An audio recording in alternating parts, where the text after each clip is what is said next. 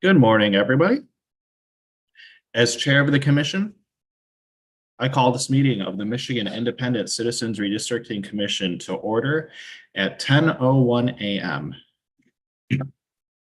This Zoom webinar is live streamed on YouTube on the Michigan Independent Citizens Redistricting Commission YouTube channel.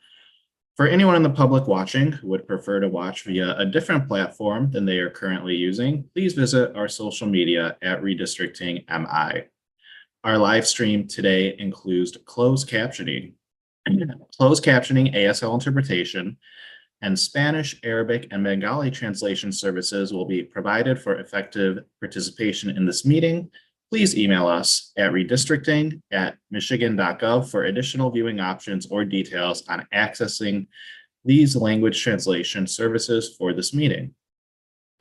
And people with disabilities needing other specific accommodations should also contact michigan@redistricting.gov for those accommodations. This meeting is being recorded and will be available on our website, www.michigan.gov/MICRC for viewing at a later date.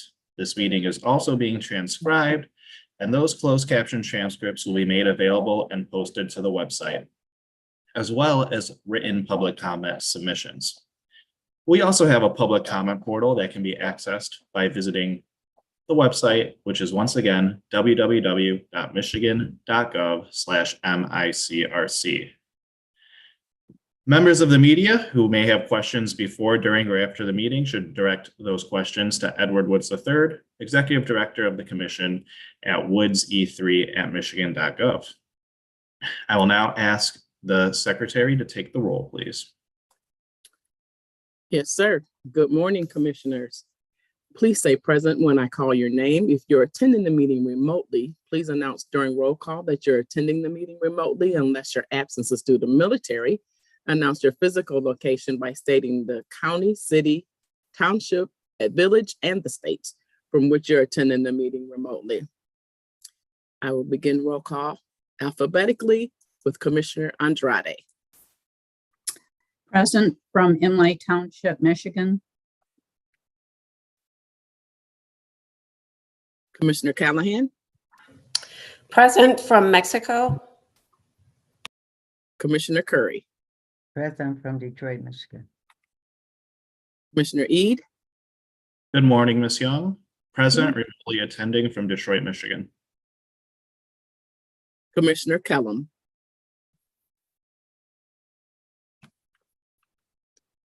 Commissioner Lang. President, Osceola County, Michigan. Commissioner Lett. From Lee County, Florida. Commissioner Muldoon. Present, Carlton, Michigan. Commissioner Orton. Present from Battle Creek, Michigan. Commissioner Zatella. Present, attending remotely from Wayne County, Michigan. Commissioner Vallette. Present, attending remotely from Highland Township, Michigan. Commissioner Wagner. Wrong button. Present, attending remotely from Eaton Township, Michigan. Commissioner Weiss. Present, attending remotely from Saginaw Township, Saginaw, Michigan. Go back to Brittany Kellum.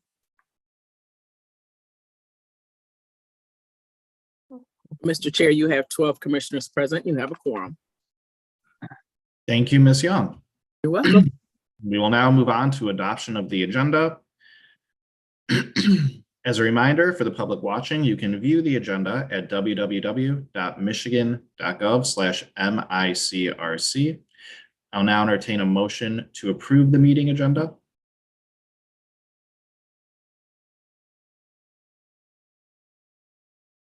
Anyone? So moved. Second.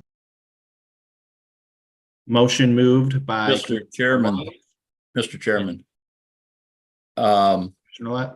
It is anticipated that we will go into closed session regarding the negotiations on attorney fees with the plaintiffs.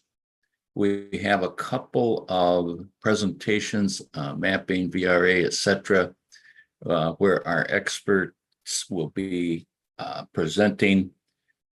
I would suggest, or I would move that we move those presentations up to prior to the closed session. I was gonna suggest the exact same thing in discussion. Would you like to amend Commissioner Weiss's motion, possibly to do that, moving new business items, mapping presentation, VRA presentation, and partisan fairness presentation to take place before unfinished business? Yes. That's my motion. Okay, it's an amendment to Commissioner Weiss's motion. Does that amendment have a second? I'll second it. Okay, all those in favor of the amendment to the motion to move new business items A, B, and C to be above unfinished business, please raise your hand and say aye. Excuse me, wait 1 second, please, Chair. I had computer issues and had to rejoin. What are we voting on right now, please? No worries, Commissioner Wagner. We are voting to amend the agenda to move items new business A, mapping presentation, B, VRA presentation, and C, partisan fairness presentation to take place above unfinished business. And that is to facilitate the meeting better, because we may have to go into closed session to discuss the appeal to the United States Supreme Court. All right, thank you. Just to clarify, Commissioner Wagner, this is a motion to amend Commissioner Weiss's motion to approve the agenda. And the amendment is as Anthony stated. Understood, thank you.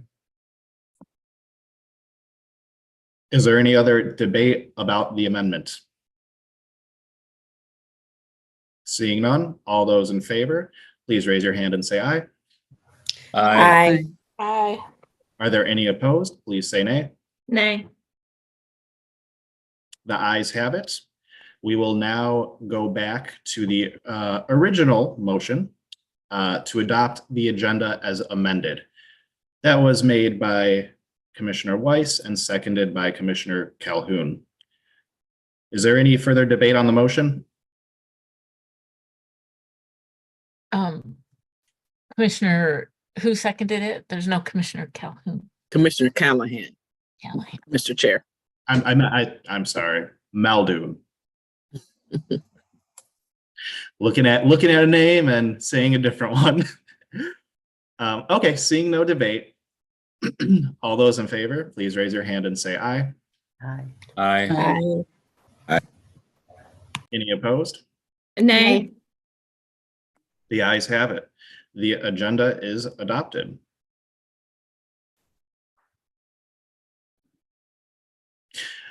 Next up on the agenda is the public comment portion of the meeting. Without objection, we will begin the public comment portion pertaining to agenda topics. Is there any objection? Hearing none, we will proceed with public comment. Individuals who have signed up and indicated they would like to provide live remote public comment to the commission will now be allowed. I will call your name and our staff will unmute you. If you are on speaker, you will be prompted by the Zoom app to unmute your microphone and speak. If you are on the phone, a voice will say that the host wants you to speak and prompt you to press *6 to unmute. If you are experiencing technical or audio issues and we do not hear from you for 3 to 5 seconds, we will move on to the next person in line and return to you when they are done speaking. If you are still experiencing further technical difficulties, you can reach us at redistricting@michigan.gov for troubleshooting. You will have 90 seconds to address the commission, and please conclude your remarks when the timer is over. We have 3 public comment speakers today. First on the list is James Gallant.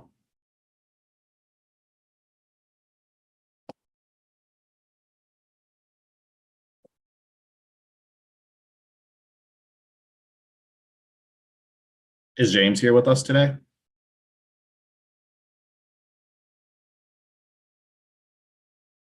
He is. James, can you unmute yourself?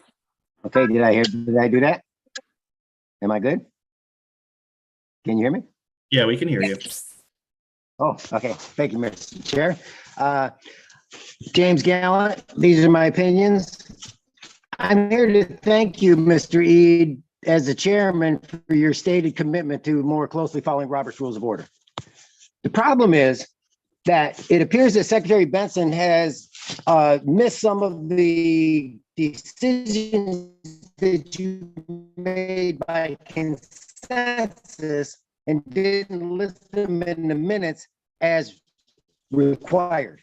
When the hearing no objections thing you keep saying, it needs to be listed in the minutes. And if you don't, then that's falsifying the public records. Now, first, the chair asked the vice chair to facilitate the public comment, and Kellum decided she was not going to provide the instructions to the public and for the comments as required in the rules. Having no objections, you suspended the rules, and you denied me my First Amendment rights because I heard you when you went on to the next agenda item. Just that 2 minutes is the part that would have given me I would have got my time. Secondly, you facilitated to Mr. Fink in direct contradiction to the rules. Only the vice chair can be facilitated to while an issue is before the commission after the motion. That's the direct contradiction. Hearing no objections, you suspended the rules again. And Mr. Fink turned around and just facilitated that closed session thing. It did the whole thing. So therefore, today, Mr. Anthony Eid, the chairman, is the face of Marxist-style communism in the United States of America today. And as a vulnerable adult, I see you as a vulnerable adult. You're a minority Medina white man.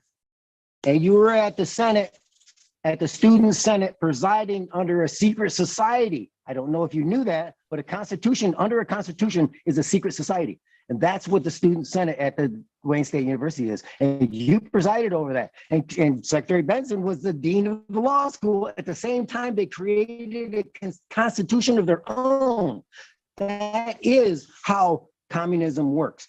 They're going to contradict the state of being that is here. What you voted on, you're not going to do. And when you don't list it in the minutes, that means that's a felony, falsifying public records. And that the Michigan State University, your orientation materials, falsified. It does not. It does not do that. It's false information in your orientation materials about Robert's Rules. And you went right to the nonprofit,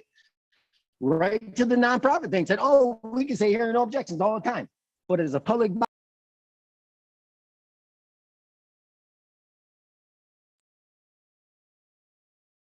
Thank you for your comments, Mr. Gallup.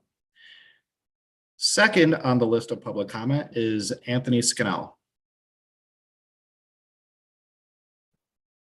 Thank you, Mr. Chair. Good morning, Michigan Redistricting Commission. I'm joining remotely from Detroit, Michigan. Proud to say I'm not affiliated with either Democrats or Republicans. And okay, on to agenda topics. Well, appeal to the Supreme Court.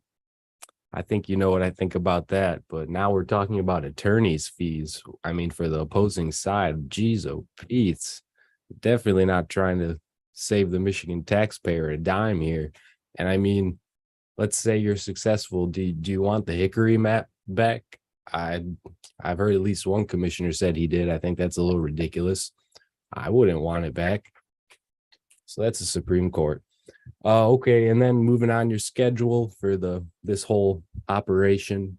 I kind of felt myself agreeing with the comment from a commissioner who said we could probably get it done in, I don't know, 7 days. I'm looking at your schedule. You got, okay, 6 days of mapping, 3 public hearings, 5 more days of mapping, 5 more public hearings, and there's a submission to a court somewhere in there. So 11 days of mapping, basically. That seems like a lot, but whatever. Maybe you're doing a thorough job. I'm interested to see, moving on, what is fast maps? I have no idea what that is. Next, I see Michigan State IPPSR. I checked out their map. I think it's pretty good. I don't totally agree with it, but I see what they were doing, and I think it's worth checking out. I submitted a draft map this morning, but I had to email it in. The public comment portal looks like it's locked down, like you can't post to it. So I don't know, maybe you don't want to hear from us really anymore. That ends your allotted time.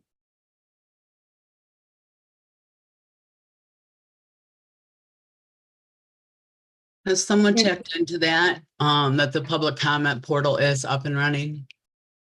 I was muted. We will discuss that. It will be up when we start mapping. It's scheduled to go up today. Wonderful. Thank you, Mr. Skinnell, for your comments. Next up on the list is our final speaker, Jamie Rowe. That participant is not present. Okay. Excuse me, Chair, I have another question. So the public comment portal is down because it was up. Submissions to the portal I've been, had concluded when we submitted maps to the court, but it will be reopened up for the Senate drawing. yeah, to That'll me, be it makes no okay. sense to me, that makes no sense to close it down. Who is the decision maker on that one?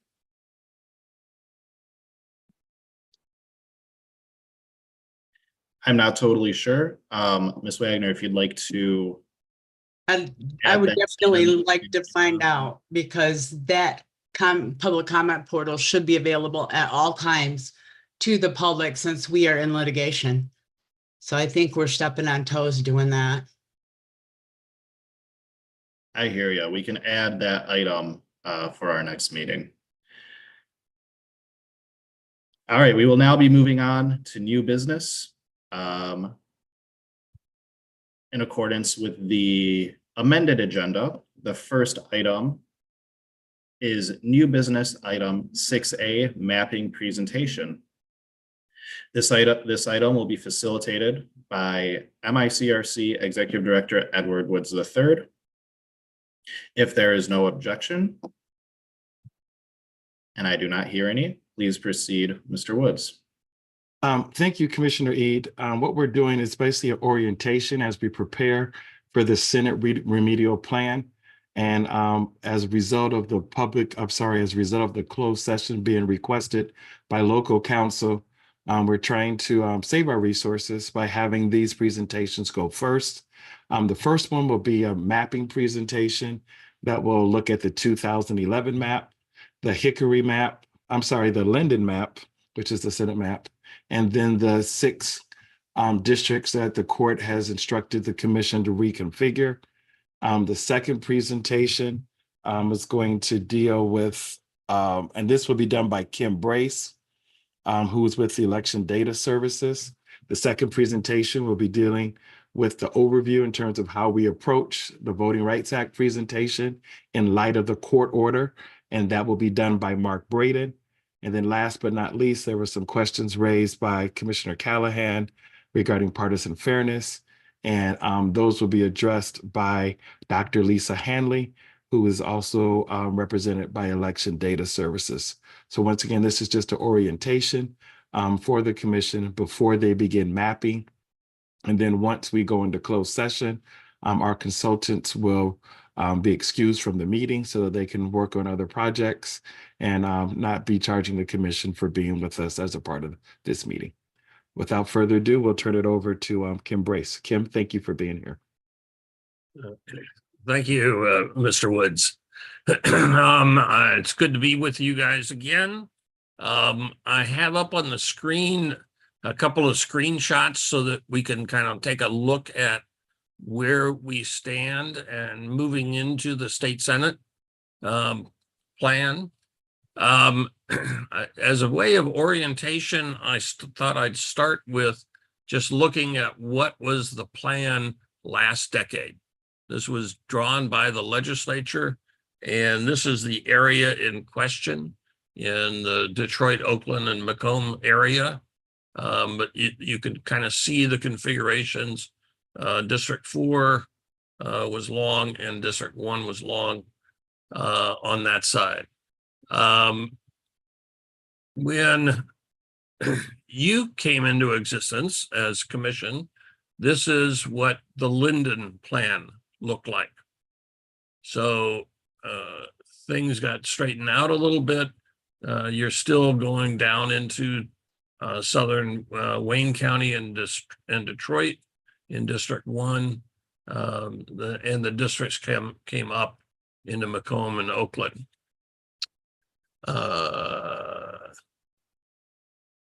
This is looking at just a comparison between those two. You can see how the red lines are the legislative drawn one, while the colorization is the Linden plan that you adopted. Let me get to that other. Okay. Sorry. The Zoom stuff was up on top of this image. This is the specific districts in question. These are the ones that the court had thrown out. So we looked at just looking at where those are located. District 1, 3, 6, 8, 10, and 11 are what the court looked at or threw out. So this is the area that we're looking at for modification. Again, like what you've done in the House one, it's conceivable you're also expanding out a little bit, but these are the 6 districts that were thrown out by the court. So I wanted to give you all kind of an overview starting point for where we might be going in terms of the line drawing for the state Senate plan. Are there any questions?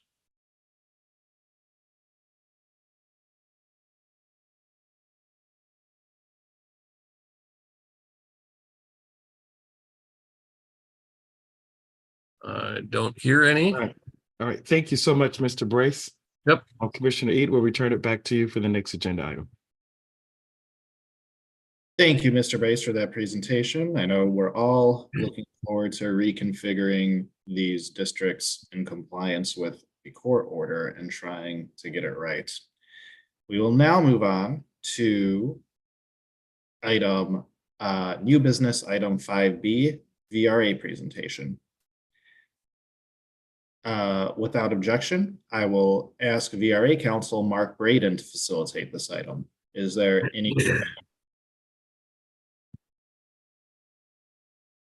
Seeing none, Mr. Braden, please take it away.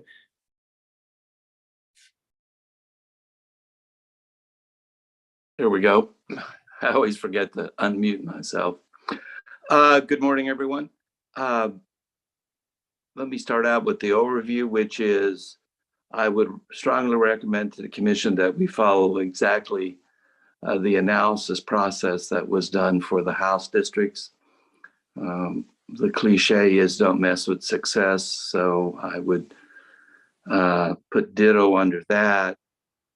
Just to go over it again, the procedure was for the commission to move forward with its drafting process to create some proposed possible plans, and then take those and other plans that the commission desires and submit them to us, to myself and Max Palmer and Lisa, Dr. Palmer and Dr. Hanley, to review those plans for potential compliance issues regarding the Voting Rights Act.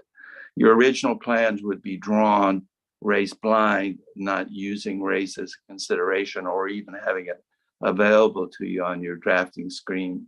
We would then look at that and determine whether or not we thought there were issues that might be able to be addressed in minor modifications of the plan. The process we're talking about here is to ensure that minority communities have an equal opportunity to elect their candidates of choice. The methods that we use, the statistical methods and the data and the graphics, we would propose to be exactly the same as used in the House line drawing process. Namely, we will look at performance in the primary because the court has directed us to look at the primary, and taking the position that almost all these districts, if not all of them, the general election is irrelevant in a sense because the Democratic nominee will always win. So the question of whether or not the minority community has an equal opportunity to elect in this geographic context requires looking at primary. We will look at primary data to determine whether or not the minority community is really two criteria, is a majority of the eligible primary electorate in a particular proposed district, and then also look at another metric as to whether or not the minority community is a majority of the actual turnout in that district.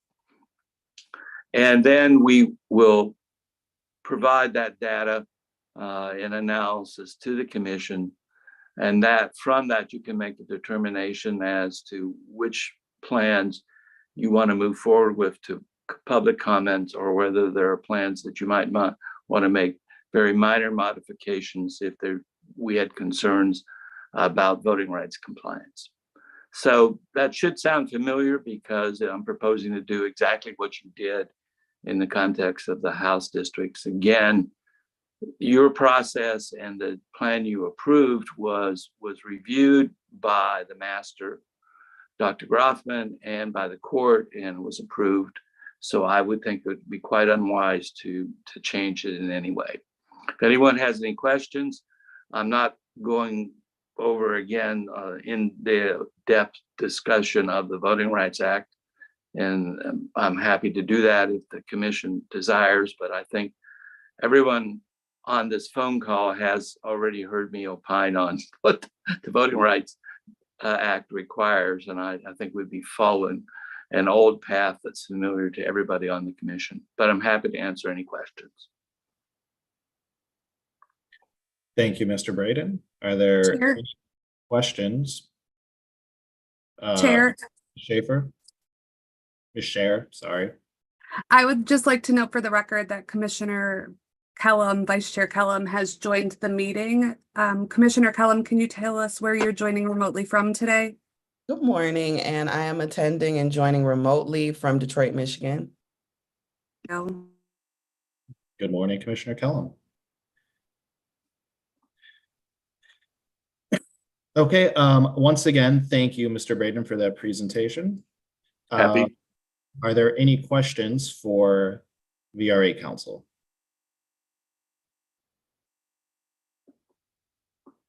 I do not see any. Moving right along today. Okay, thank you very much. Everyone have a nice spring day. Well, it is certainly, I don't know where you're at, but it is a beautiful day here in Michigan. It's starting to feel like spring and summer. Yeah, that's this time of year you feel pretty good when the sun's out and the flowers are blooming. So Yes, sir. take care, everyone. Nice talking to you. Bye-bye. All right, next up on our agenda is new business 6C, partisan fairness presentation. This is to be facilitated by Dr. Lisa Hanley. Is there any objection? Hearing none, please proceed, Dr. Hanley. Good morning. I don't know if can I share my screen? Let's see. Can we turn on share screen for her? Wonderful. Thank you. Did it work? We can see your screen. Yes. Looks like the seats to votes ratios. Yes. This is embedded in my usual partisan fairness PowerPoint, but you've heard it enough. But we can go back to it if you have any questions. But what I really just wanted to do was to talk about the Senate plan that was drawn in 2012, and then the changes that came about because of the Linden plan, and just talk about the scores and how they were vastly improved by the Linden plan, and issue the following comments were made about the fact that when you were working with the House, as many changes as you made, they budged the scores not so very much. And the reason was because you were dealing with 110 districts, and you were only playing with about 10 or 12 districts.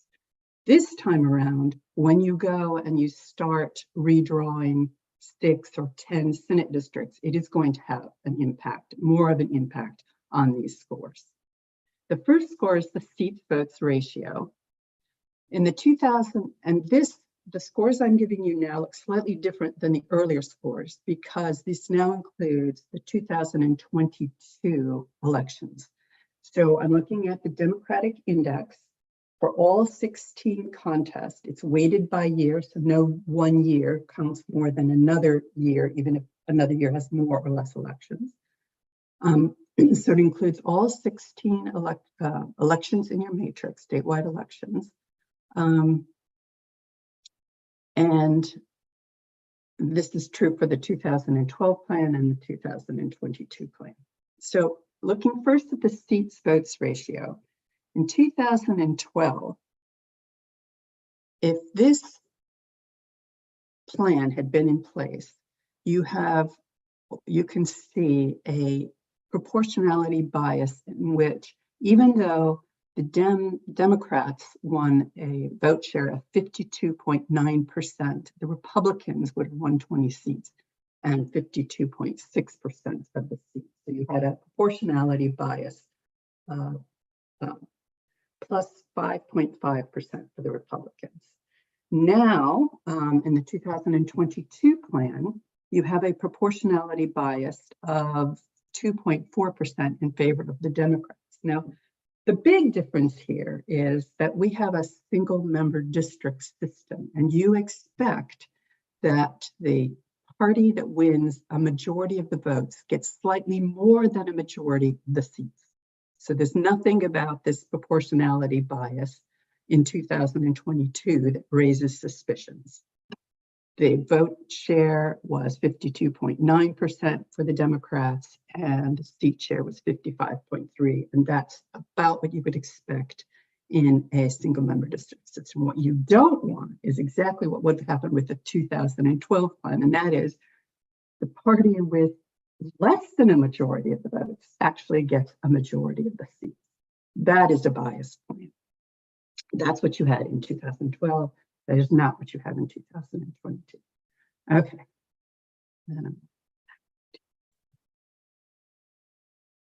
Okay, here's our lopsided margins score.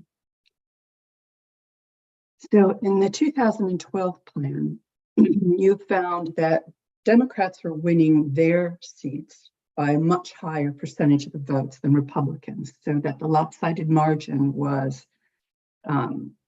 8.6% in favor of the Republicans. In other words, there were many packed Democratic districts where Democrats were winning with 80, 90% of the vote, and Republicans were winning with like 54% of the vote. You've brought that lopsided margin down to 4.7% in the 2022 state Senate plan. It's still higher than zero, but I'm not sure how far down you could get it given the nature of Wayne County and the large amount of Democrats in Wayne County. Okay. In the 2012 state Senate plan, you had a mean median advantage for Republicans of 5.3%, and in the 2022 plan, it goes down to 1.3%, which is excellent.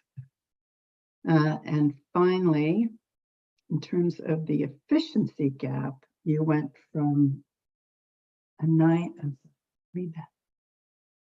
9 point, what is that? Does that say 9.2?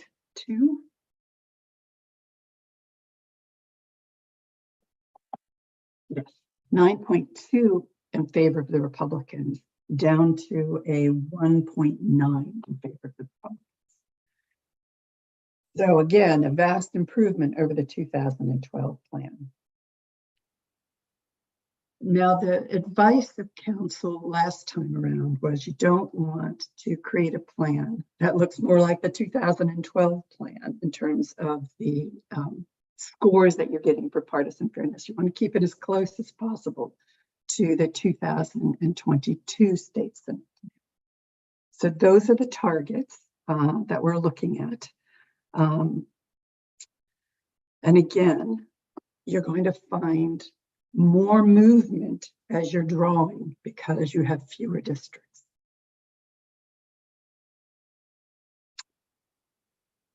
Are there any questions?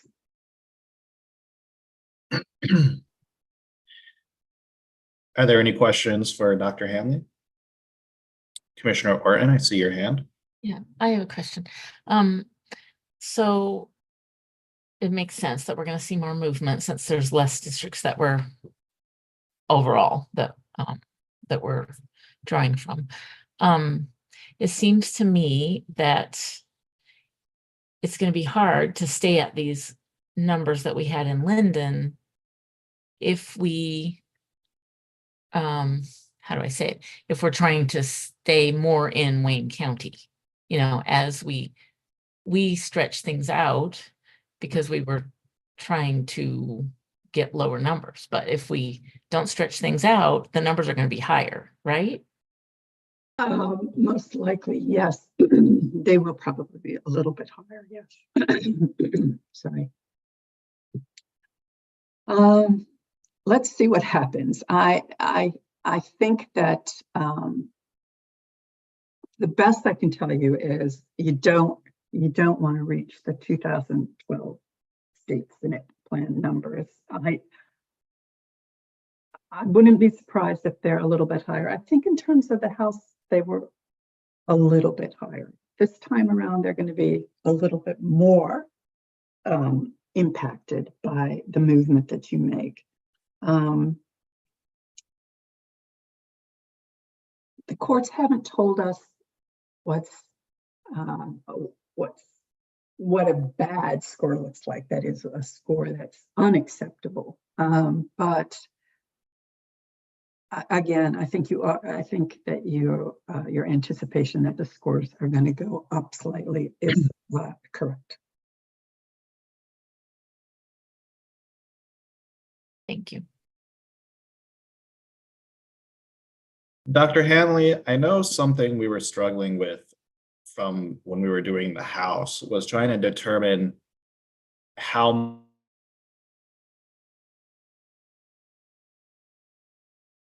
I'm sorry, I can't. It sounds like Chair Ide's computer froze. Oh dear. Are you there? Can you hear me now? Test 1, 2, 3. Yes. Yes. Gotta love Comcast. What I was asking was something we were struggling with in the Senate map was trying to determine how much value a small change in the scores make.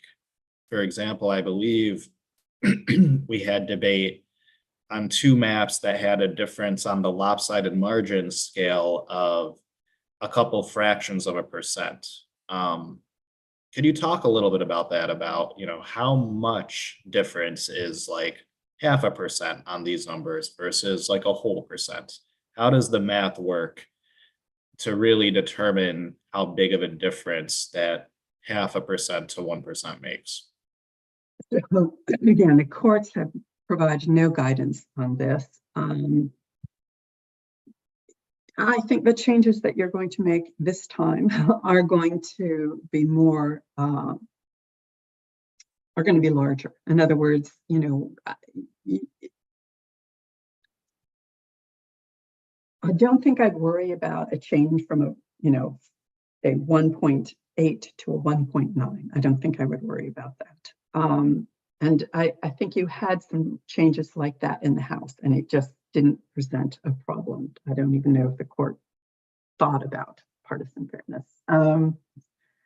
I think that the changes are going to be bigger this time. And that's because of the number of districts that you're dealing with. So when before a change from 0.8 to 0.9 wasn't a big deal, now a change from say 1.5 to 1.9 is probably not a big deal, but we're not going to really know until you start playing with the numbers. But once you're going up more than a fraction, in other words, once you're going from say 1.9 to 2.9, we're just going to have to see how easy it is to stay closer to the 1.9 than to the 2.9. This is, in terms of priorities, this is below, for example, communities of interest, and it's below compactness, and it's below, and below the Voting Rights Act. So those things come first.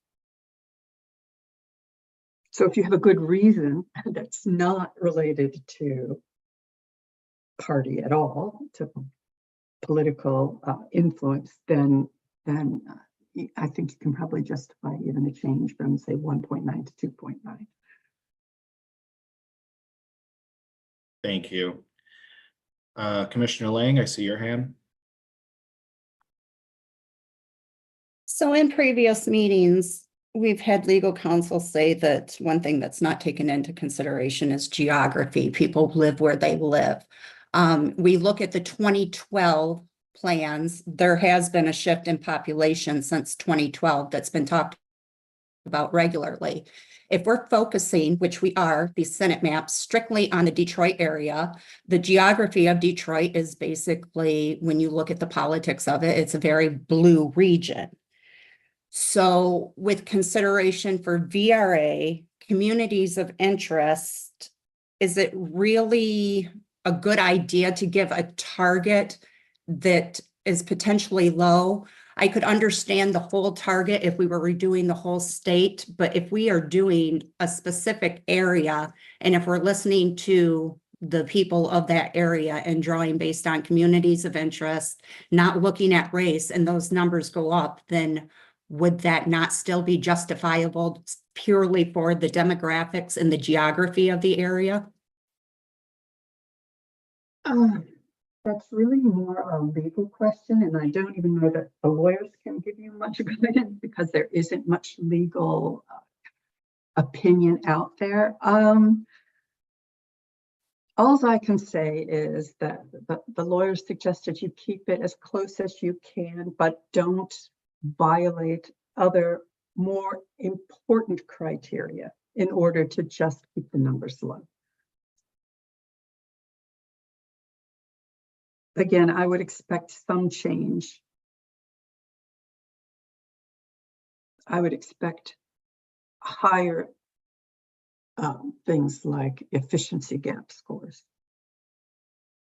I think that will happen. But the geography of the state is such that that's not going to change. I mean, it's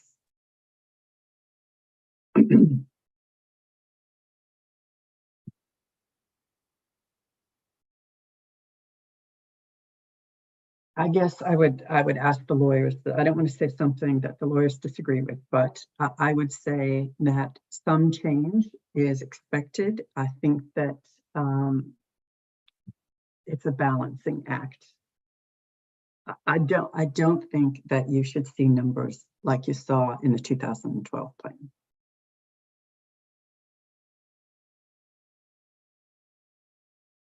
Okay.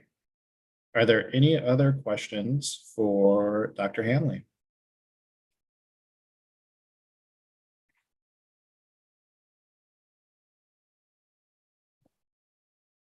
Thank you, Commissioner Eid. As always, our consultants, if any commissioner has any questions, Dr. Hanley and others have made themselves available to ask questions as we go throughout the process, and happy to coordinate that as we go along.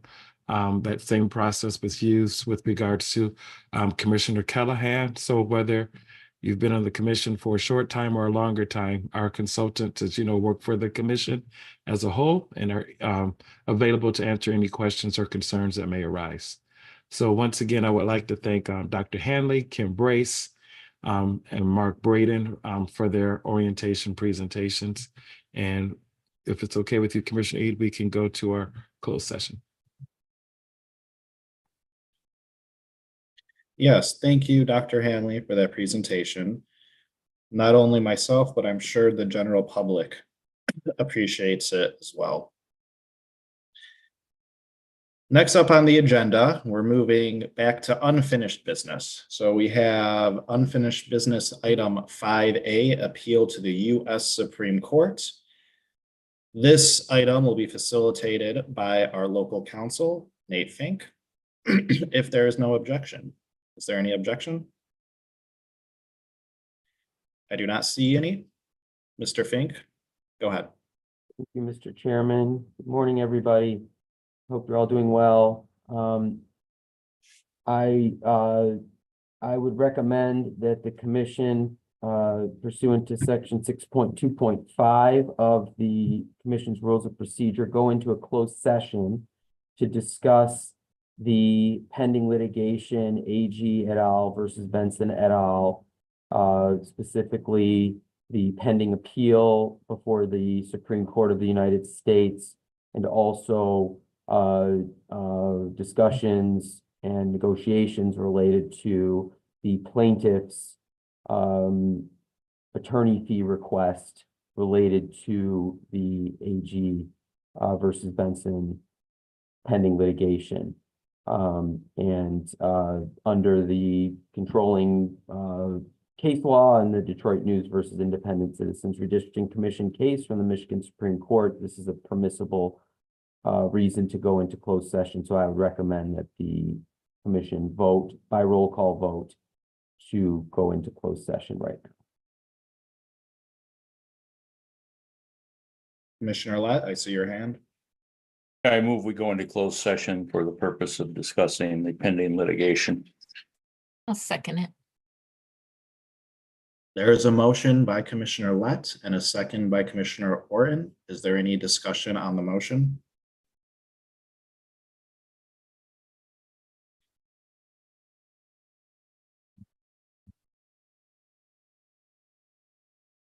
I do not see any hands. All right. Since there is no discussion, we will move on to a roll call vote. Department of State, can we get that roll call vote when you get a chance? Absolutely, certainly. I'm ready. The motion before you is to move into closed session to discuss pending litigation. Okay, I had to bring my screen up, I'm sorry.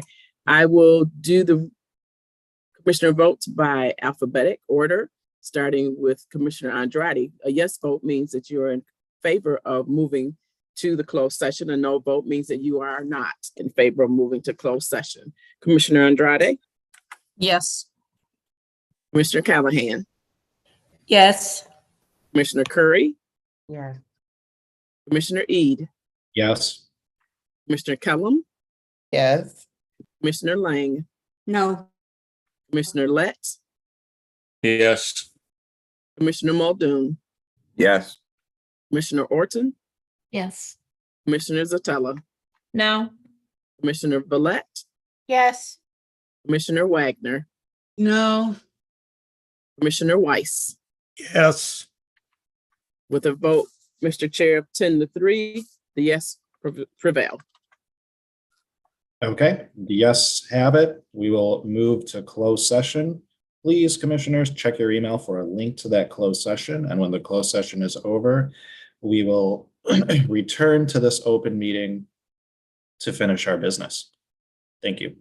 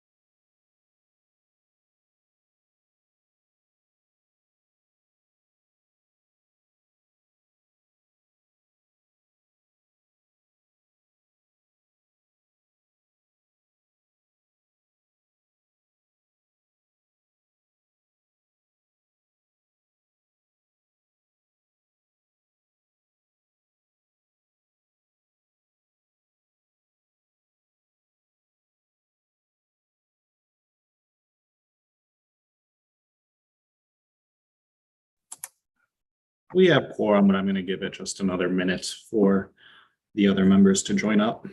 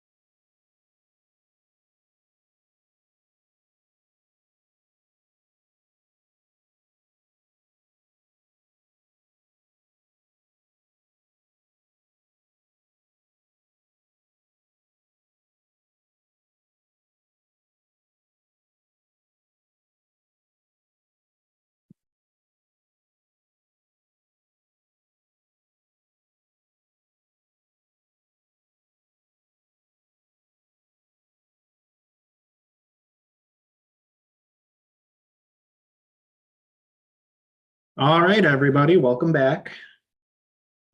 I'm now reopening the public meeting of the Michigan Independent Citizens Redistricting Commission at 11:37 a.m. Department of State, if you could take the roll one last time. Absolutely, Mr. Chair.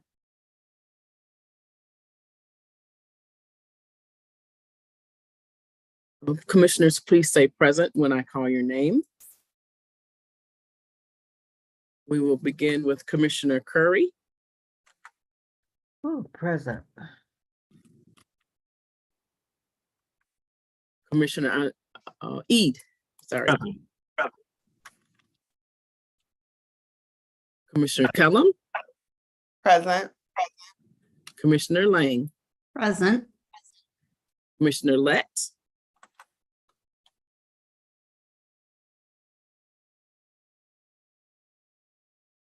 Commissioner Muldoon,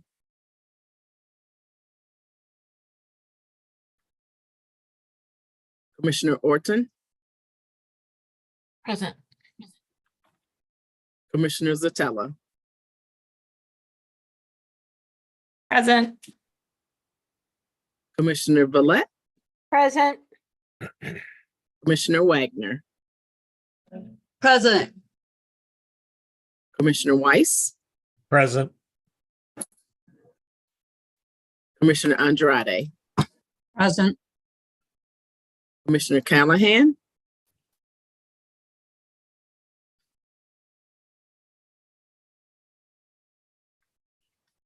we're going to go back to Commissioner Lett,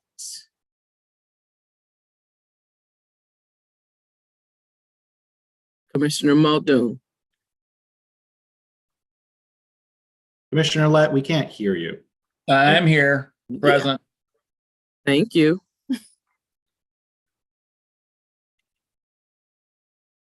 Mr. Chair, you have 11 commissioners present. Thank you, Ms. Young. You're welcome. Okay. Executive Director Woods, I see your hand. Thank you. Commissioners Muldoon and Callahan are having some internet difficulties. So they're trying to join. I think one joined. You'll see the name Edward Woods. I'm not sure who that is at the bottom, but I can assure you it's not me.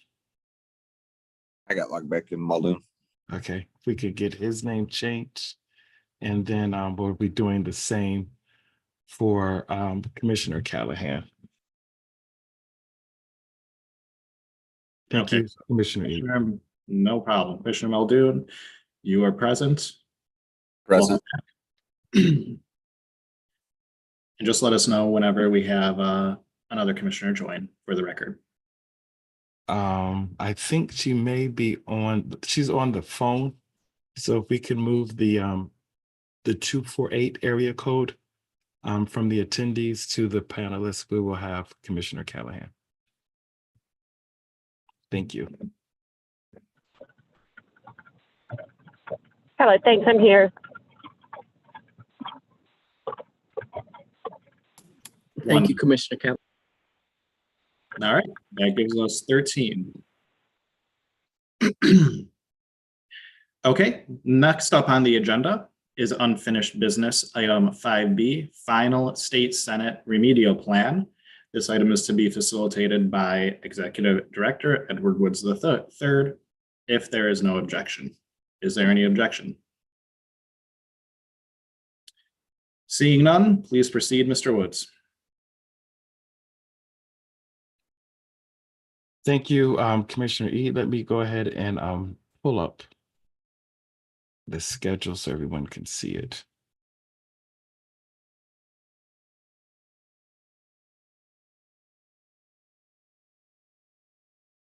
It's not it.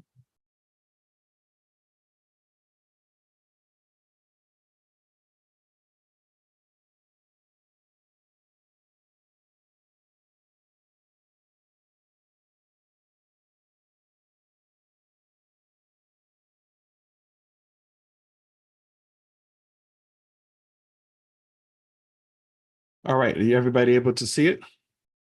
This is just a highlight for the public. Once again, the highlight for the public hearings that the commission is doing. The complete schedule is in our meeting materials with regards to the finance Senate plan, and I can show that whole entire thing from the public. Our first round of public hearings, this is where you bring your ideas, your maps, your communities of interest, what have you, will take place on May 7th in Macomb County. We are looking at being at the Warren Community Center. Once again, the Warren Community Center in Macomb County will be 10 to 3, 4 to 7. And then there will be a lunch break that the commission will take a lunch break from 12:30 to 1:30. On May 8th, we're looking at Oakland County. We're looking at being in Southfield at the Pearls Event Center, And once again, 10 to 3, 4 to 7, there'll be a lunch break from 12:30 to 1:30. And then on May 9, we're looking at being in Wayne County, same timeline, and we'll be at Wayne State University at the Student Event Center. So once again, this is an opportunity for you to come bring your ideas, your suggestions on how the commission should draw the maps, what communities of interest should be included in those boundaries. So once again, I want to invite the public as a whole to come out to these first rounds of public hearings. The commission will submit the draft proposed maps to the court on May 22nd. And then there will be a second round of public hearings. And this is where you'll tell the commission which map that you like or what minor changes may need to be made in the map to capture a community of interest. And this will take place June 11, 12, and 13. We're in the process of identifying those locations. It will follow the same time schedule as the first round of public hearings, the same time schedule, 10 to 3, 4 to 7, with a lunch break from 12:30 to 1:30.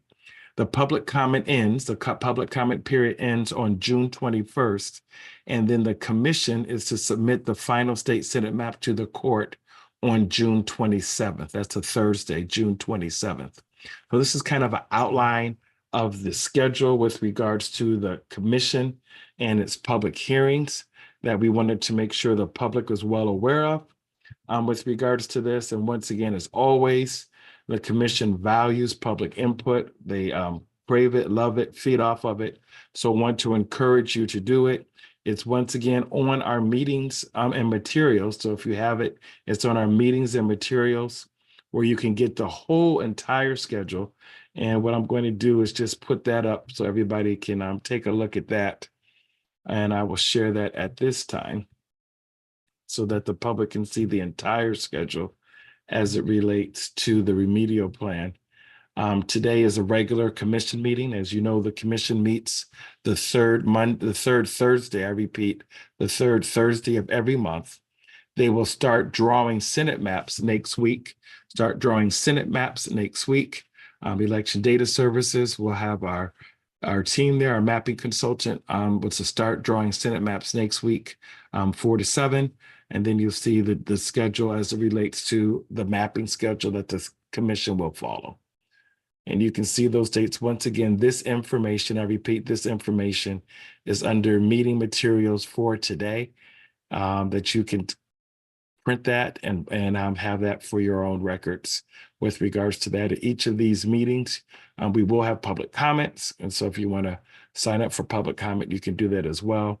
The dates that are underlined, I repeat, the dates that are underlined are dates that relate to the court. Once again, the dates that are underlined are dates that relate to the court. The dates that are bold are actual in-person meetings. There'll be hybrid meetings. So if you're unable to come in person, you will be able to join remotely. And then the dates in italics is just a remote meeting with regards to the virtual public hearing. If there's any questions, Commissioner Eid, I can take them at this time.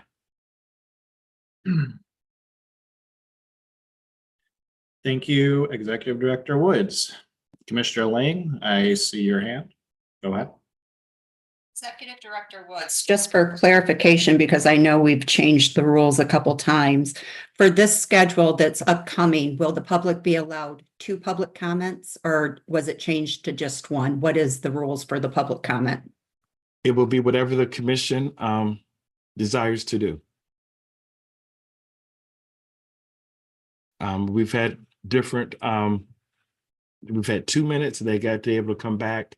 The commission did 5 minutes, so it's really at the discretion of the commission with regards to that. And I expect or anticipate that the commission will make a decision so that people will know prior to our meeting next week. Commissioner Lang, do you have a suggestion as to what that should be? I do not have a suggestion. I was just curious so the public would be aware. So if they wanted to sign up for a second, if it's being offered both in person and online, would be available to do that. Okay.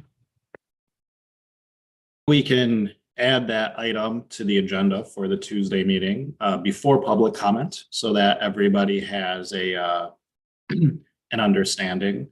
Right. My suggestion would be, we tried a lot of different ways. We tried 1 minute, we tried, I think, 3 minutes, we tried like 1 time every hour. The way I liked best was when they had about just 5 minutes to say whatever they wanted to say and then moved on to the next person. But we can add it to the agenda at the beginning of next meeting and vote on it then. I think right now we're at 90 seconds, Commissioner Eid. Commissioner Orton, I saw your hand. And Ms. Shar has her hand up as well. Yeah, I think maybe Megan Shar is going to answer this, but it seems to me that at one of our last public hearings, we voted something in. I don't remember the amount of minutes, but we said that that was just for public hearings going forward. So maybe she can fill us in. Ms. Shar? Correct. So currently the commission allows at meetings 90 seconds one time for public comment. However, the commission can make a motion to change that at any point. For public hearing, I'm going to actually need to go back and check the minutes. I believe that it was just a one-time motion as opposed to an ongoing. So I will confirm that with the commission prior to Tuesday's meeting. Thank you. That would be very helpful. Is there any more discussion about the Senate remedial plan schedule? Commissioner Curry has her hand up. I don't know if you see it. It's Oh, I not a see. virtual hand, but Thank you. let's go ahead. Commissioner Curry? Yes, wasn't the minutes allowed for each comment based on how many people arrived? And so if we, if a whole lot of people arrived, we would probably reduce the time. But if it was just a medial amount of people there, then we can let them go like 2 minutes or something. Can't we kind of decide on that and have it in plan?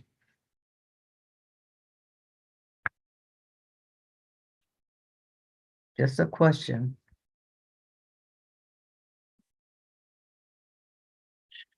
So I think we'll figure out exactly what was voted on last time for both the regular meetings that are virtual and the public hearings. And we'll then, as a commission, make a decision on how to move forward with that.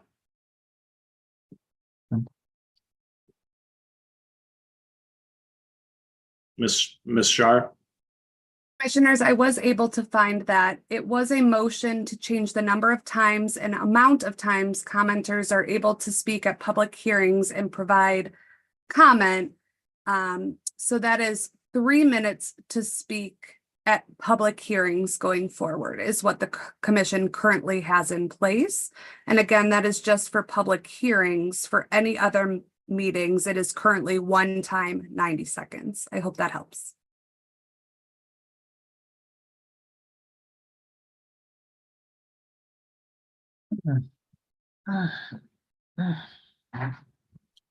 Okay. Does it answer your question, Commissioner Curry? No, I just made a suggestion. I think Commissioner Ede, we can consider Commissioner Curry's suggestion at our next meeting when we have a broader discussion on the timelines and making that one of the options for consideration. Let's get it on the agenda. Let's just make sure it's before public comment so we can have a system. Commissioner Wagner? Yes, I would like to make a suggestion that whoever's got their finger on the button when Mr. Scannell and Mr. Gallant are giving public comment, if you let them continue their thought, we do it for everybody else. It sucks. We don't do it for them. We cut them off, bam, as soon as they hit that minute mark. So it would be nice if you let them finish their thought. Thank you, Commissioner Wagner. All right, any more discussion on the final State Senate remedial plan?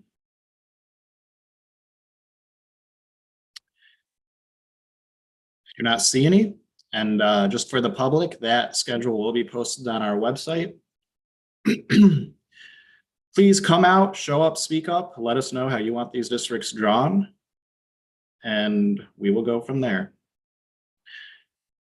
All right, next up on the agenda, we are moving back to new business. We are at new business D, fast maps. This topic will be facilitated by Executive Director Woods if there is no objection. Is there any objection? I do not see any. Please proceed, Mr. Woods. Thank you. Commissioners, it's 11:53, and I just want to look to our consultants who are working with the sign language interpretation and closed caption to see if we have any wiggle room till 12:30, as well as MDOT staff.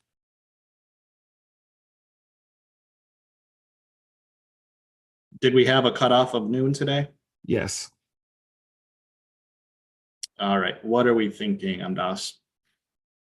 MDOS is available until 12:30. I cannot speak for the interpreters, though. I see Miss Annette Bly says she has another event at 12:30, so we'll need to be done before 12:30. Okay, and we'll just need to hear from regional interpreting as to whether or not they're available. If they can give us a thumbs up, thumbs down, that's fine. All right, thank you, Commissioners. So we'll move right ahead. This particular agenda item was requested by Commissioner Wagner. This is with regards to the fast maps, with regards to the algorithm that Dr. Matthew Petering would like to use. He's saying his cost would be $250 per hour of his time if he was to do a map.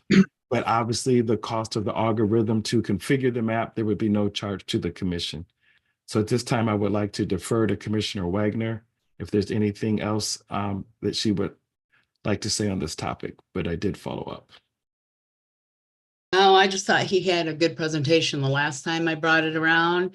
And for $250 as opposed to, whatever else we're spending doing all this, I figured it might be a cost saver, so. So this is referring to the algorithmic approach of creating maps and his software program, correct, Commissioner Wagner?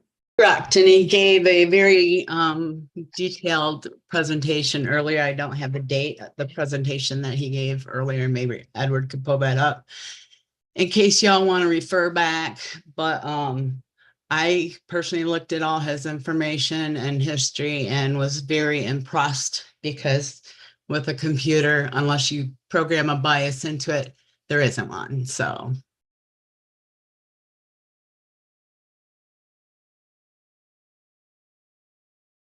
Commissioner Zatella?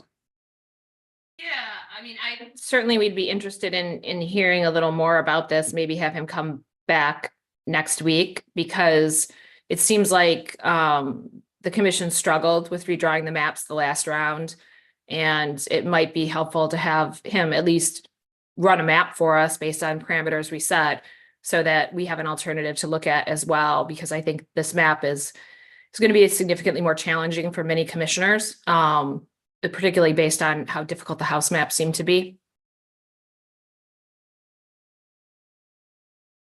Commissioner Orton?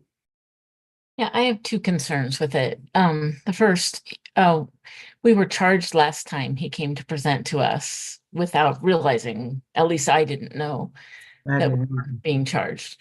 So I don't like that.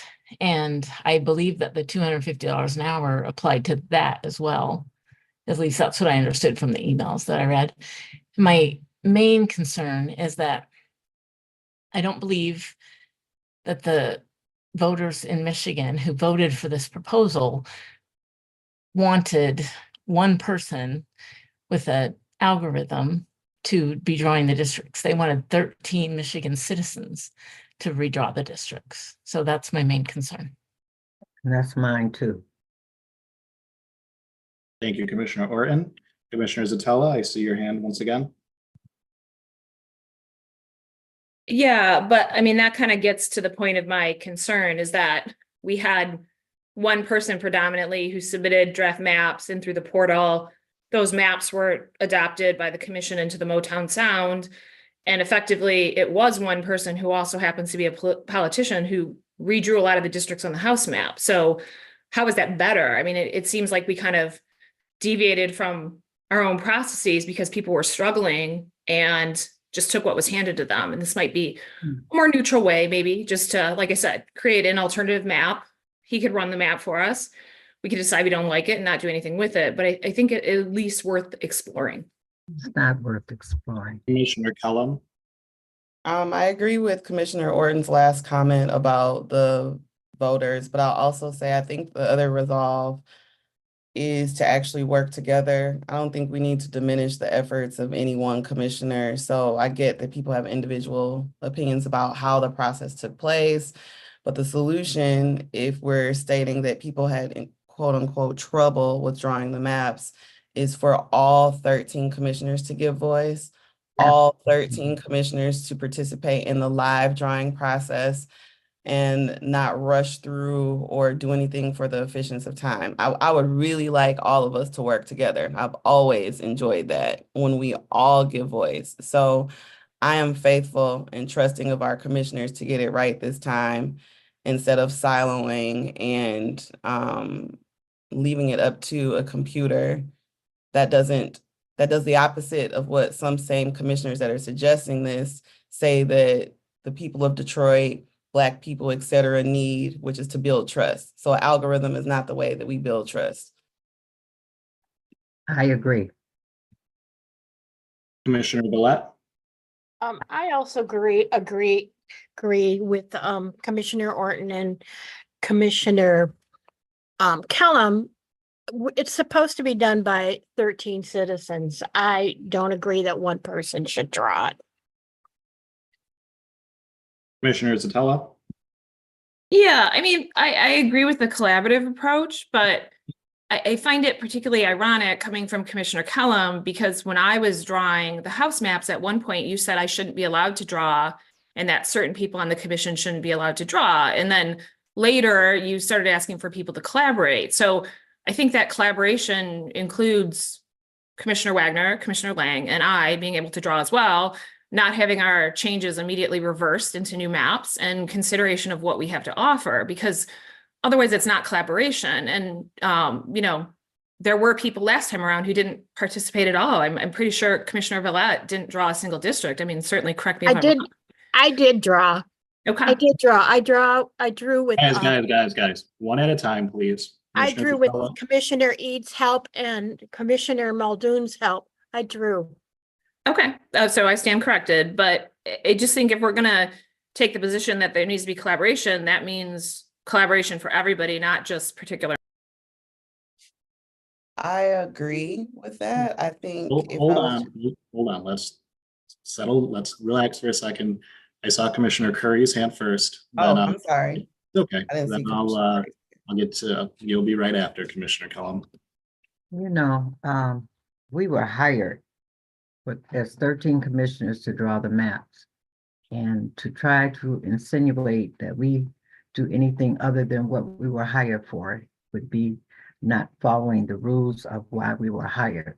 So I think we just need to omit that period and just leave it out of the schedule for now. We don't need that injected into our business.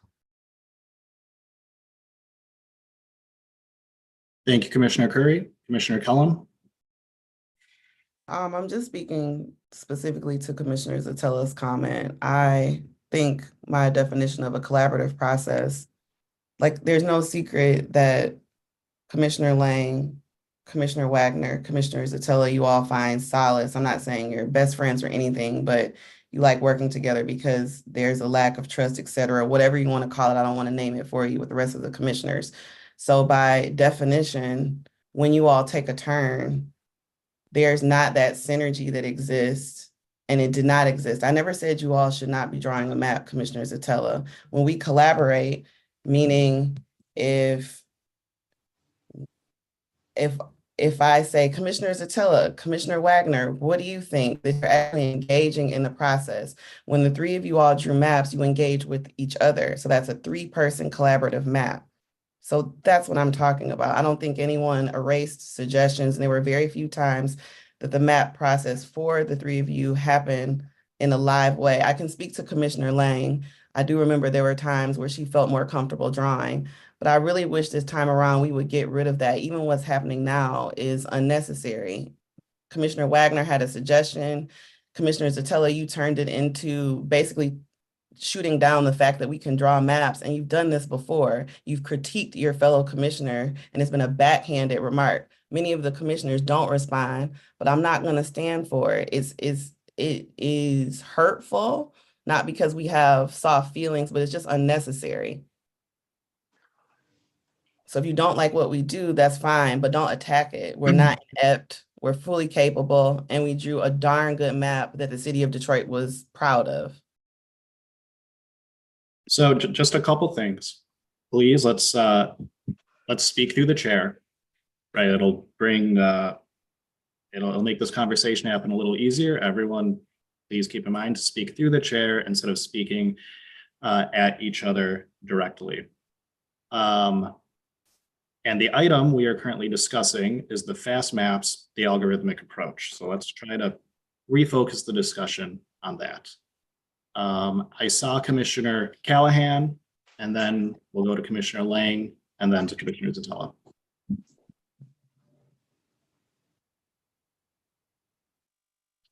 Commissioner Callahan is on the phone, and I believe she is muted because of that. Can we get her unmuted? I have requested that she unmute, so she should be able to now. There we go. Hi, guys. Hi. I believe that's our Hello, ASL can you hear interpreter. me? We can hear you, Commissioner Hello? Callahan. Thank you. So, to Anthony's point, back to the fast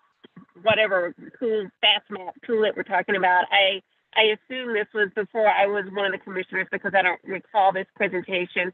I would appreciate it if someone could maybe point me to when that presentation occurred so that I can watch it offline. And then although I understand Commissioner Orton's irritation with being charged for the presentation, I agree that would be very irritating.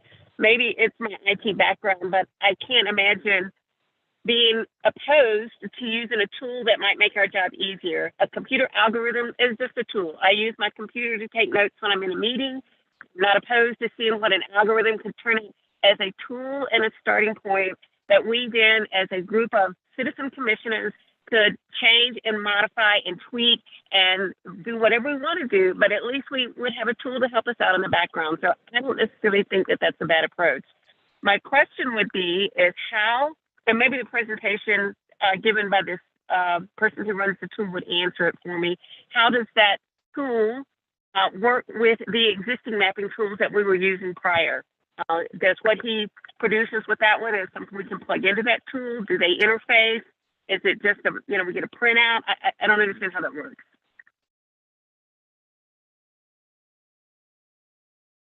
So I'd be interested in learning more. Thanks. Thank you, Commissioner Callahan. Commissioner Lang? 2 points.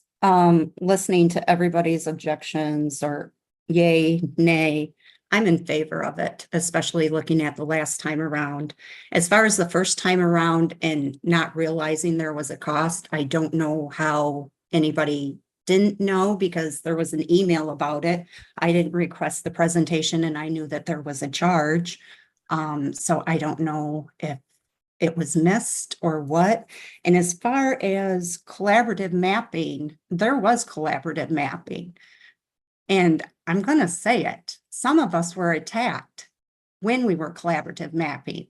And I even asked on some districts, what do you think? What do you think? And I got crickets. So before putting all of this on one person or 2 people or 3 people, maybe everybody needs to look at themselves individually also.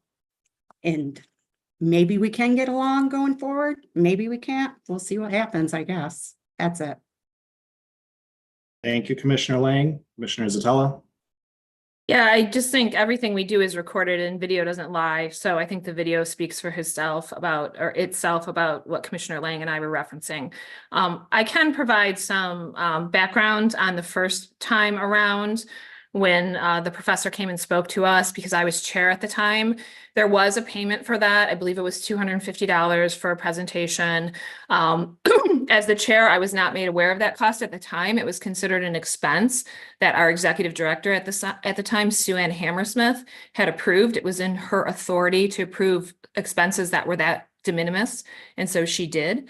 And then it came to the attention of the commission later because people were surprised that there was a cost associated with it and they were not aware. So that was an issue before, but again, it was a matter of decision-making by our executive director. It was within her discretion. She didn't think that she needed to bring it to us because it was within the spending limits that she had in her job as executive director. So if that alleviates some concerns there. And then with respect to having him come in, I think at a minimum, it's worthwhile having him come in and present to us again. We've got 3 new members. A lot of people have probably forgotten what has happened in the meantime, and what his algorithm does. And, like I said, I think it's worthwhile to at least listen to the man this time around. Commissioner Ede, just to move the conversation along, it's 12:10. I'm more than happy to reach out to Dr. Petering and see if he's available to do a complimentary presentation to the commission. I do agree with the sentiment that if you're making a proposal, you shouldn't get paid for making a proposal to the commission. But if he's willing to make a presentation, I think that would be in the best interest of moving forward, and more than happy to do so if we could just and get a date that works with him. I have his contact information. I know he is eager to come before the commission. And I think with that parameter, I think that serves in the best interest of the commission. Are there any motions from commissioners for that, or any motions on this topic in general? I mean, I don't know that we need a motion, but I can make a motion that Executive Director Woods approach, I'm sorry, what is his name again, Mr. Woods? Dr. Petering. Commissioner Petering. Sotelo? Petering. A motion to authorize our Executive Director, Mr. Woods, to contact Mr. Petering about whether he would be willing to do a presentation at no cost to the commission. Second. All right, there is a motion by Commissioner Lang, by Commissioner Zatella, and a second by Commissioner Lang. We've had discussion on this topic already, but I guess I'll open it for discussion on the motion itself. Is there any discussion? I think we ought to take a vote. Okay, seeing no further discussion, let's take a vote. All those in favor of having Mr. Peterman in to give a presentation to the commission and have Executive Director Woods approach him for that, please raise your hand and say aye. Aye. But that actually wasn't my motion. Go ahead and restate your motion, Commissioner. Yeah, my motion was to authorize the Executive Director to approach Mr. Petering to see if he is willing to present to the commission without cost. Okay, does everybody understand the contents of the motion? It is to have Mr. Woods approach Mr. Petering about having a presentation to the commission without cost. Is that correct, Commissioner Zatella? Yes. Commissioner Eid, can you do a roll call vote, please, for clarity? If a commissioner requests that, we can. Roll call. All righty. Can we get a roll call vote, please? Absolutely, Mr. Chair.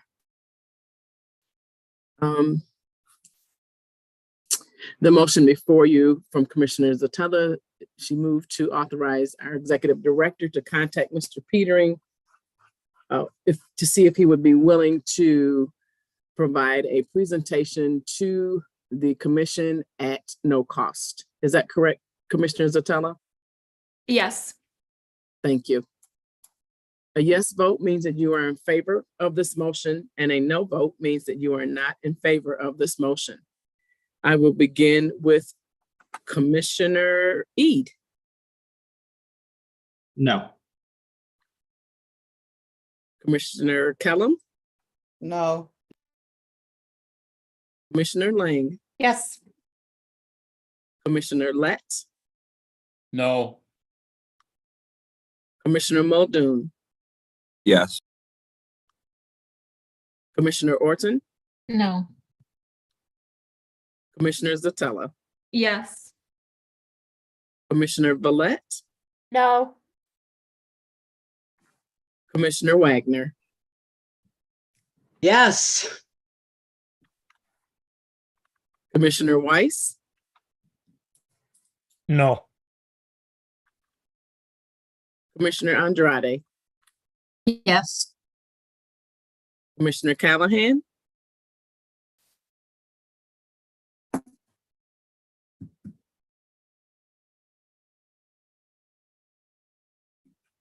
Yes.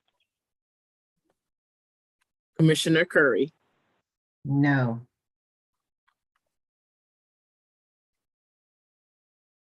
Mr. Chair, with a count of 6 yes to 7 no votes, the motion does not carry.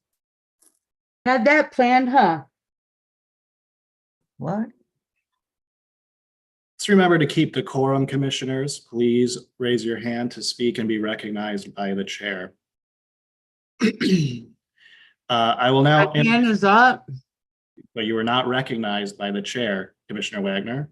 You'll have your Just turn. did. I've been giving you your turn. Let's move on now. The commissioner took a vote. The commission speaks in one voice. No, it doesn't. Point of order. I hear a point of order. Is that from, but I did not see who that was from. Commissioner Kellum, What is your point of order, Commissioner Kellum? because she continued to shout past you and be unprofessional. All right, we're going to be moving on. The floor is closed.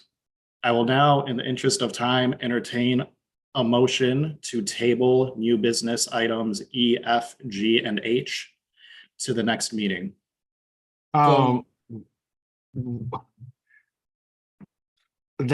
a little bit problematic for G and H. I don't care about F.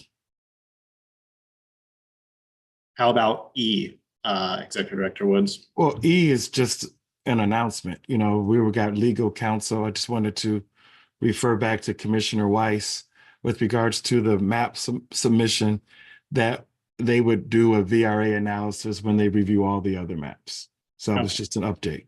That's Are it. there any motions to table business items E and F so we can move on to G and H? I have my hand raised, but yes, I'll make that motion, Commissioner Ede, to table new business items E and F until our next meeting. Thank you, Commissioner Zatella. I appreciate it. Is there a second? I'll second it. All right, we have a motion made by Commissioner Zatella and seconded by Commissioner Weiss. Is there any discussion on the motion? Commissioner Lang, I see your hand. Yes, is it possible to bring up the agenda on the screen so I can see what those are? I don't have it in front of me. Commissioner Lang, E is the Institute for Public Policy Research, and F is the commissioner application, and it's on the screen right now, I think. Okay, thank you. Is there any further discussion on the motion? Okay, seeing none, all those in favor? Roll call. All right, we have a roll call vote. I will state the question first. The motion is to table agenda items, new business E and F until the next meeting. We can get a roll call vote.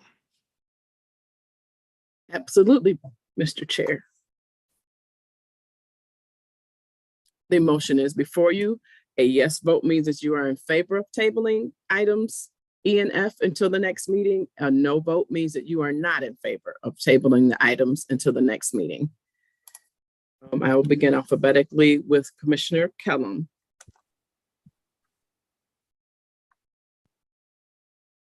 Yes. Commissioner Lang, No. Commissioner Letts, Yes. Commissioner Muldoon, Yes. Commissioner Orton, Yes. Commissioner Zatella, Yes. Commissioner Vallette, Yes. Commissioner Wagner, No. Commissioner Weiss, Yes. Commissioner Andrade, Yes. Commissioner Callahan,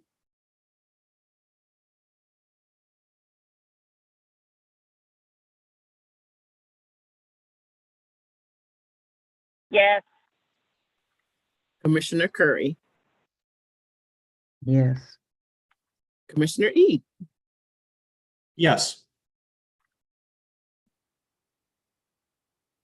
Mr. Chair, with a vote of 11 yes to 2 no, the motion carries.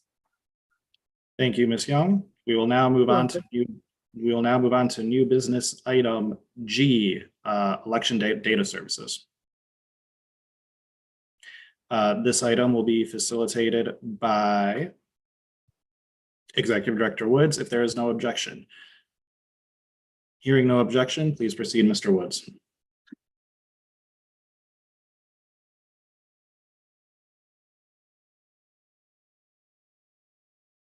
Thank you, Commissioner. Mr. Kim Brace and I met last night with regards to, I shared with you an agenda item with regards to the fiscal year 23. There was invoices were not submitted for a total of $1,800. We've had some concerns with the commission with regards to timely receipt of invoices. And so Mr. Brace and I were able to work out an agreement.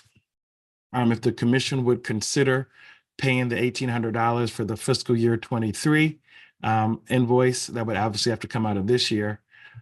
We are roughly at about $85,000 left in the cap as relates to mapping consultant. Once again, we're roughly at $85,000 as relates to the cap. So we will need to increase the cap. So the commission would increase the cap for election data services from $1,779,000 to $2.5 million. Obviously, if we don't spend it, we don't have to spend it all, but that would be the cap. Election data service would provide a $60,000 credit to the Michigan Independent Citizens Redistricting Commission. This represents 2% of the $2.5 million, which is $50,000 plus $10,000.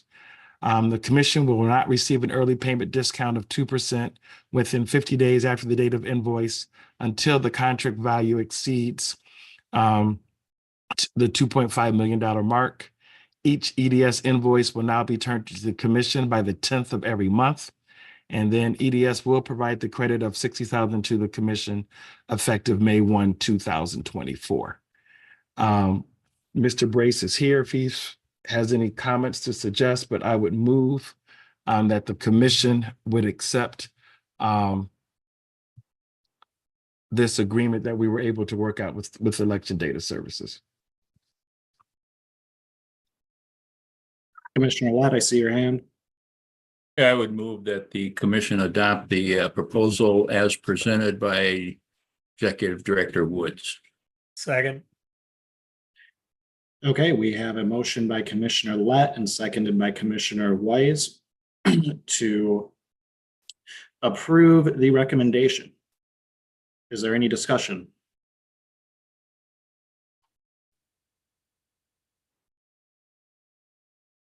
Seeing none, we will move to vote.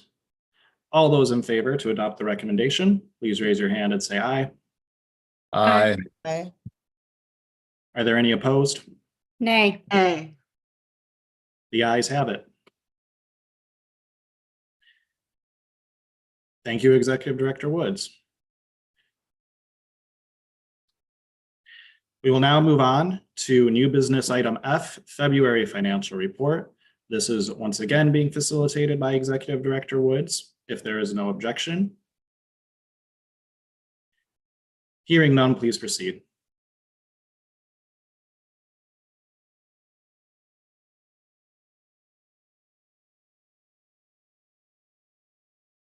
Hello, commissioners. I just want to make sure you understand where we are with regards to our finances. As of February 29th, we have expended, just so everyone's clear, $2,455,901.91. We are missing invoices that we did receive today. So we'll be able to update what we have with regards to and sign language interpreting, but we did receive those invoices today, and I will provide an updated number. The technology is usually lags a month behind, but we will have that number as well once we get the March information from Legislative Services Bureau that we need to request. So I just want to be very, very clear. We're at $2,455,901.91. And we have met with the legislature with regards to our increase of $3,331,200. And just want you to know, where we stand as of February 29th, February 29, 2024. Thank you. Thank you, Executive Director Woods. Let's see, Commissioner Lett, I see your hand. Thank you. Commissioner Wagner had a question on how much we had spent or have spent on counsel. Line 19 shows litigation counsel at about 1.099 million from October through February. Local counsel 304,634 and VRA counsel 193,944. Obviously, we would have March, which will be coming out shortly, but that gives you where the money is being spent on legal counsel across the board.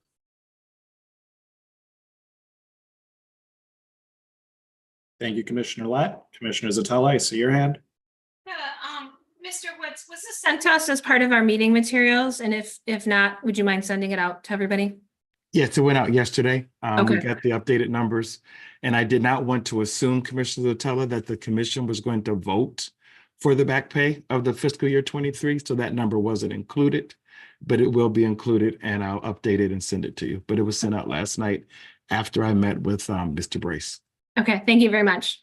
You're welcome. Thank you for the report, Executive Director Woods. Commissioner Lang, do you have something else to add? I do. I just want to make sure I heard that correctly. I was looking at it. So the February, I guess it would have been February, did not include the back pay that the commission approved for themselves. No, the back pay, no, it's the fiscal year 23 amount that you just approved for Mr. Brace of $1,800. That's Okay, what but I'm I mean, referring. I just want to make sure I have the numbers right. When the commission voted to give themselves a raise, they voted for back pay when they were drawing last, correct? So would that be included on the February one? Is that something that's been dispersed? The money was dispersed, but I believe it was in March, Commissioner Lang. But let me verify and get back to you Okay, thank you. with regards to that. And once again, it was the restoration of the commission's salary while they were mapping, I think is what you're referring to. Because part of that time in between the House and now the Senate, the commission has been paid at its 25% of the governor's salary. The back pay that they approved for themselves. That's how it was worded in the motion, I believe, was back pay. I just want to make sure I understand correctly. Okay. Oh, I think the motion you're referring to, I know what you're talking about, was while the commission was mapping from January to March, Yes. that they would be restored to the 35%. And then after that, they would go back to the 25%. So yes, you will see that motion that was approved by the commission in the March bill, Okay. because that was happened in March. Okay, that so would it be wasn't in correct. February. Gotcha. Yes. Thank you. Thank you, Commissioner Lang. Commissioner Lett? Yes, I would note that we are at the cutoff time. I would move that the table, the balance of the agenda to the next meeting and adjourn. There is a motion to table the remainder of the meeting to the next meeting. Is there a second? I'll second. The motion also include adjourning. Is that right, Commissioner Lett? Yes. Okay, well, the motion is to table the remainder of the agenda to the next meeting and adjourn. Is there any discussion?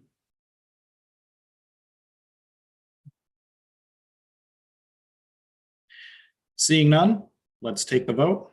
All those in favor of Commissioner Lett's motion to table the rest of the items on the agenda and adjourn, please raise your hand and say aye.